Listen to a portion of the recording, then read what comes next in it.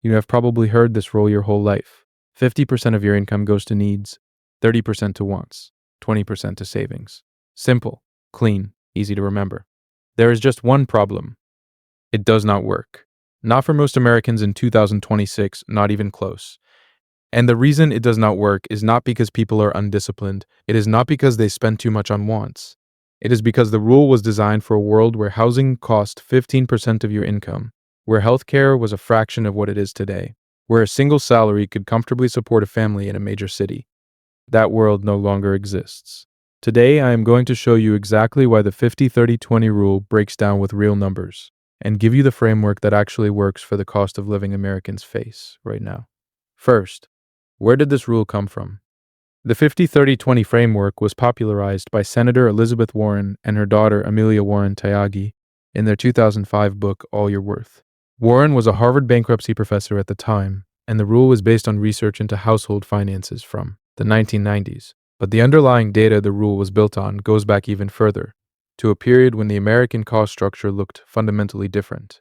In 1969, the median home price was $25,000. The median household income was $8,400. The price-to-income ratio was about 3-to-1. Housing was genuinely affordable on a middle-class salary. In 2026, the median home price is around $420,000. The median household income is about $74,000. That ratio is now nearly 5.7-to-1, almost double what it was when this rule was built.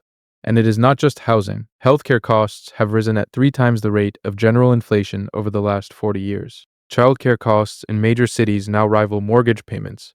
Student loan debt did not exist at anywhere near current levels. The rule was built for a different America, one that no longer exists, for the majority of the country. Let me show you exactly where the math fails. The 50-30-20 rule says 50% of take-home pay goes to needs. For a household earning $74,000 a year, the U.S. median take-home pay after federal and state taxes is roughly $57,000, about $4,750 a month. 50% of that is $2,375. That is the needs budget. Now let us build out those needs. The average one-bedroom apartment in America now costs $1,500 a month. In any major metro, New York, Louisiana, Chicago, Seattle, Boston, Miami, you are looking at $2,200 to $3,500 for a basic apartment, $1,500 for rent. That leaves $875 for everything else in the needs category. Food for a single adult, roughly $400 a month, according to USDA moderate cost estimates.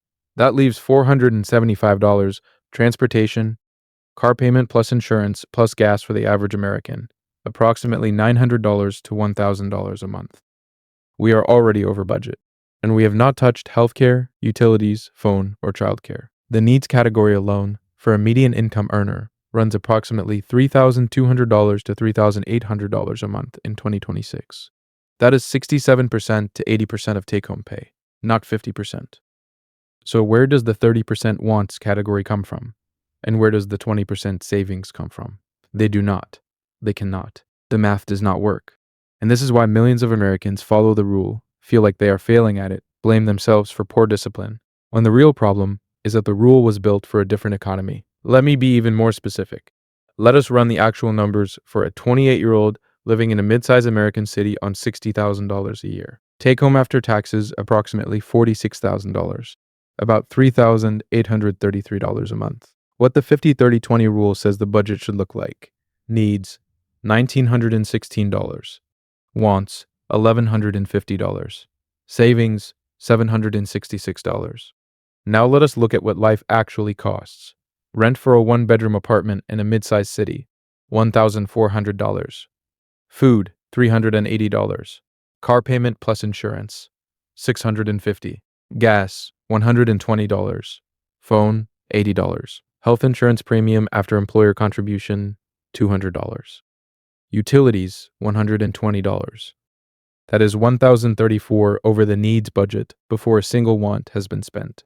The wants budget, $1,150, is now $1,034 in the hole before it starts. That leaves $116 for wants, $116 a month for every social activity, piece of clothing, streaming service, dinner out, haircut, and personal care item. And savings? The 20% savings goal of $766 a month is simply not available. The math does not allow it. This is not a personal failure. This is a structural impossibility for a large portion of the American workforce. The rule sets people up to feel like failures, and then personal finance gurus sell them courses on discipline and mindset, while the actual problem is the cost of housing. There is also a deeper problem with the 50th and 20th rule that goes beyond the math, and it is the reason even people who can technically make it work often do not. The rule requires you to track every dollar you spend and categorize it as a need, a want, or a savings. That sounds simple. In practice, it is exhausting. Is Netflix a want or a need? Is a gym membership a need for mental health or a want? Is a birthday dinner for a close friend a want or a social need? The categorization is arbitrary. The tracking is continuous. And the judgment, this is a want you should not have spent on, creates shame and guilt that makes most people abandon the budget entirely within 3 months.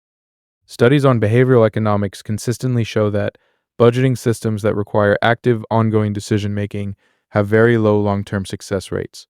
People follow them for a few weeks, usually after a financial scare, and then stop. The best financial systems are the ones that require the fewest active decisions. Set once, run automatically, succeed by default.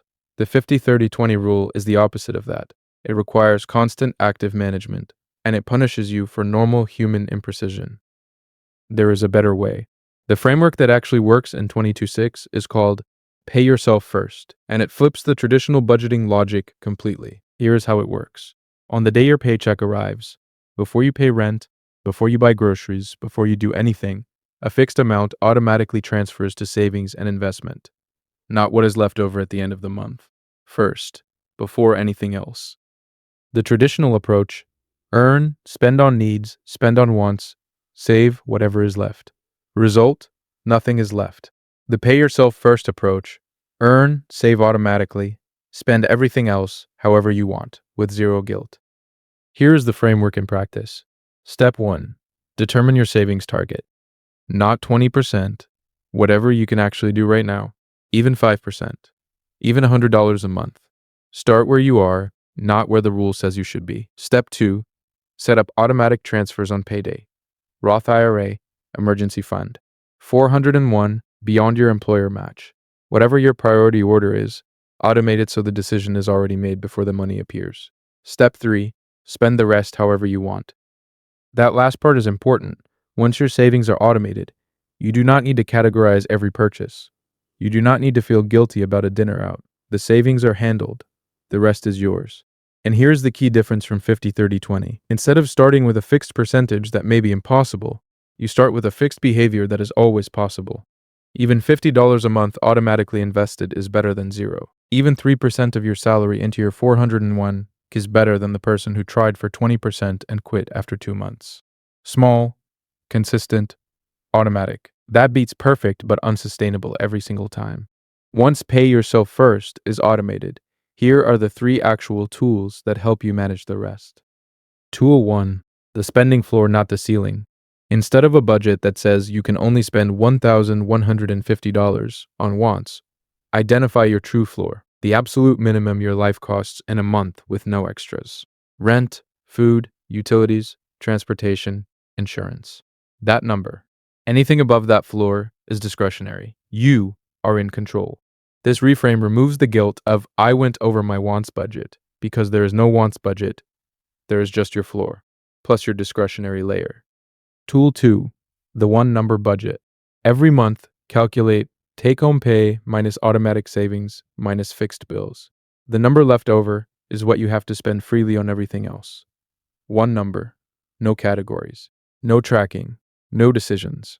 If you have $800 left and it is the 15th of the month and you have spent $750, you know to slow down. Simple. Tool 3. The annual big picture review. Instead of tracking every latte, once a year, look at your total spending by category using your bank and credit card statements. Where did the money actually go? This gives you information without judgment. You see the patterns. You decide what to change, and then you automate the changes, not track against them manually every week. These 3 tools, Pay Yourself First automation, the floor number, and the annual review, accomplish everything the 50th-20th rule was supposed to accomplish. But they work with human psychology instead of against it. The 50-30-20 rule is not evil. It was created with good intentions by a smart person trying to simplify personal finance for normal households. But it was built for an economy that no longer exists for most Americans. And following it blindly, feeling like a failure when you cannot hit the numbers, is worse than not budgeting at all. You are not failing at a fair system.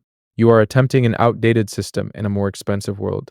Give yourself the context to understand that, and then replace the rule with something that actually fits your life. Your action step this week is simple. Calculate your actual floor, add up your rent, food, transportation, insurance, utilities, and phone. Write that number down. Then subtract it from your monthly take-home pay. What is left? That is your real picture. That is what you actually have to work with for savings and everything else. Once you know that number, we can build from there. Subscribe for more of this. Every week, we break down the conventional wisdom that is not working and replace it with something that actually does. See you then.